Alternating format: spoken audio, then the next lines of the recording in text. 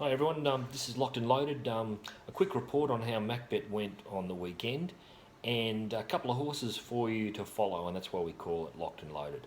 Um, as far as Macbet goes, our products we finished up losing around about 1 unit on the weekend or on Saturday. It was a pretty up and down sort of day. It wasn't. We really couldn't get our teeth into too many horses.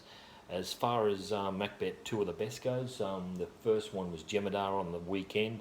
I was a touch disappointed with the horse. I really thought it would win on the corner, and then we came into Royal Adam on Sunday. We split the bet in two, Royal Adam and a Meridon, and Royal Adam was $9 into about $4.20 at one stage. We were in around about the $6 mark. Um, so it was a nice little win for Macbeth, two of the best. Going back to the two horses to follow out of this meeting, out of Doomben, the first, I think we had something on this horse. We've been on it a few times. Plucky Girl. It was in Manius's race. I think I think I think Lloyd just was outridden by Ormond.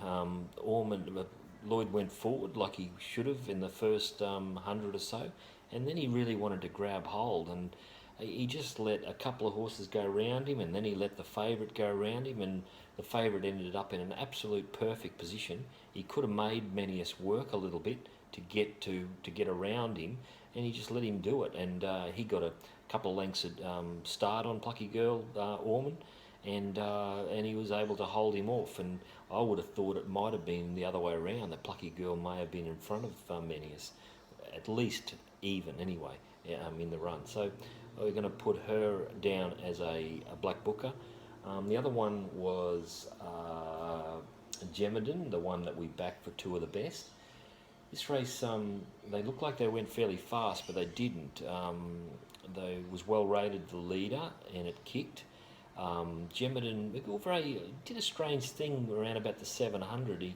He sort of, I don't know whether the horse was hanging or not, but he was about 3 lengths off the leader, and he got out too wide and trying to work around it. He could have stayed on the fence and snuck up behind the leader, and then peeled off the corner.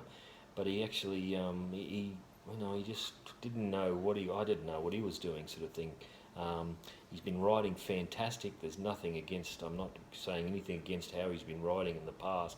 But it was just a real strange ride. I think if he could have tracked up, got on the back of the leader on the corner, peeled out, he would have won. He allowed Spring Tycoon to more or less just rail up like he could have into the right spot. He got up on the inside, and he was out, and he knocked off the leader, Spring Tycoon. So it was a good ride by him. Geminin, I just think it'll take improvement out of that run as well. He had a trial that was very easy, and I think maybe in hindsight they may have given it a bit better or a bit more of a hit out in that trial, and it could have proved the difference on the Saturday. So they're the two horses, and hopefully we can get the cash next weekend.